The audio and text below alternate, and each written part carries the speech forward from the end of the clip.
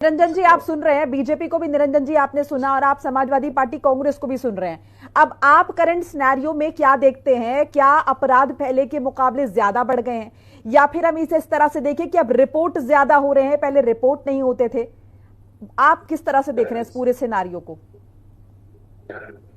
देखिए, ऐसा है मोनिका जी, ये मेरे हिसाब से हम अगर इस चीज की बात करें कि अपराध ज्यादा है या अपराध कम है पहले से, तो मेरे हिसाब से अपराध अगर एक भी अपराध है तो वो कहीं ना कहीं अक्षम्य है। हाँ। और ज्यादा और कम का मतलब, अगर किसी महिला, किसी बहन, किसी बेटी की अस्मत, अगर एक व्यक्ति की, एक बेटी की भी अगर कहीं कुछ अपमान होता है या उसको अगर कहीं समझ लीजिए उसके साथ निर्लज्जता की जाती है, तो वो भी आप ये मान के चलिए, मेरे हिसाब से शासन प्रशासन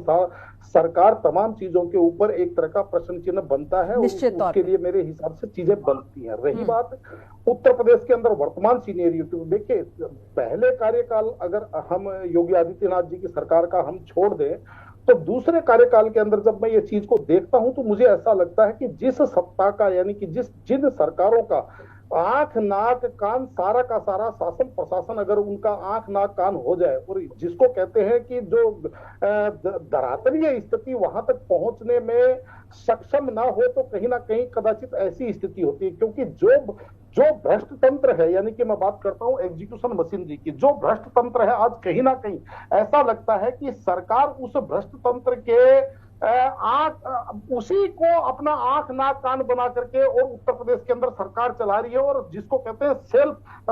सेल्फ एग्जामिनेशन, अपने आप को नंबर देने वाली बात हो रही है। अब अपने आप को जब आदमी नंबर देगा तो निश्चित रूप से कई बार अति उत्साह के अंदर वो 100 में से 110 भी दे जाता है, और वो सहज ही पकड़ा जाता है कि कहीं ना कहीं इसके अंदर आंकड़ों की बाजीगरी हुई है। आज जिस तरीके से उत्तर प्रदेश के अंदर मैं देखता हूं कि जिस तरीके से शासन प्रशासन को इतना मान के चलिए कि सत्ता के अंदर इतना उसकी धमक हो गई है कि शासन प्रशासन आज कहीं ना कहीं बेलगाम नजर आता है। और उसी का कारण है कि जो वास्तव में जो अपराधी हैं वो कहीं ना कहीं उनके साथ, केवल फर्क इतना सा देख रहा हूं मैं कि पहले संगठित अपराध जो होते थे वो अपराधियों के द्वारा गोली चलाई जाती थी, अब जो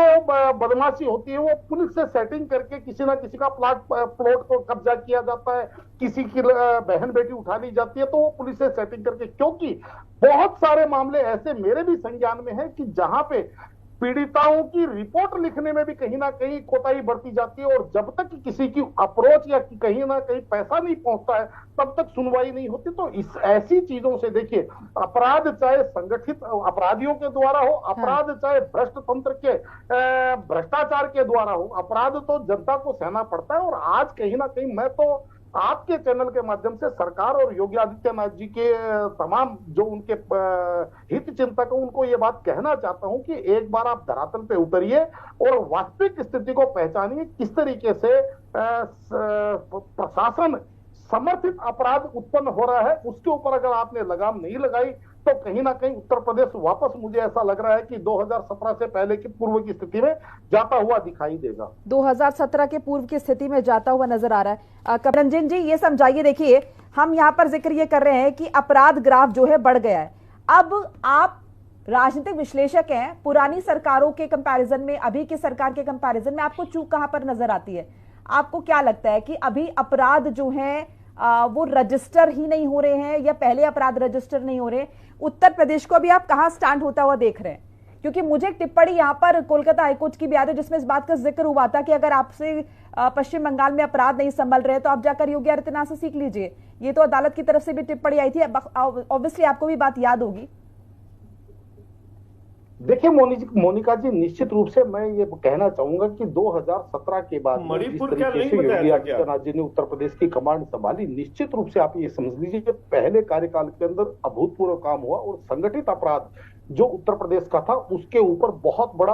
प्रहार हुआ, और निश्चित रूप से उत्तर प्रदेश के अंदर एक आम आदमी अपने आप को सुरक्षित महसूस करने लग गया था। लेकिन हमारे यहाँ कहते हैं ना कि कई बार आदमी अपने वजन से इतना बोझिल हो जाता है कि उसकी धरती वहीं से कहीं ना कहीं डामाडोल होना शुरू होती है। और उसी का कारण है कि अहम और वहम जब कहीं पे भी उत्पन्न होता है तो वो सबसे बड़ा आत्मघाती होता है। अब जब हम इस विषय पे जब बोलते हैं तो कहीं ना कहीं सत्ता पक्ष या समझ लीजिए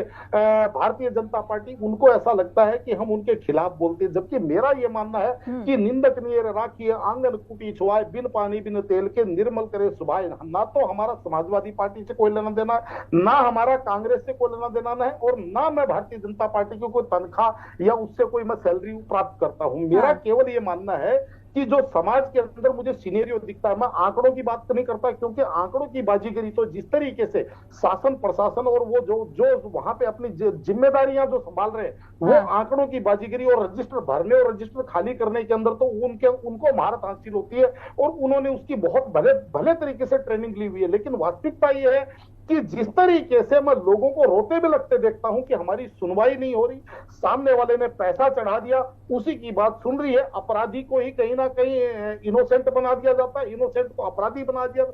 दिया जाता है। और खासकर एक विशेष और बात बताऊं मैं आपको कि जो योगी आदित्यनाथ जी का जो जनता दरबार लगता है, उसके अंदर भी चुनिंदा लोग, यानी कि वहां पे भी ऐसा एक समझ लीजिए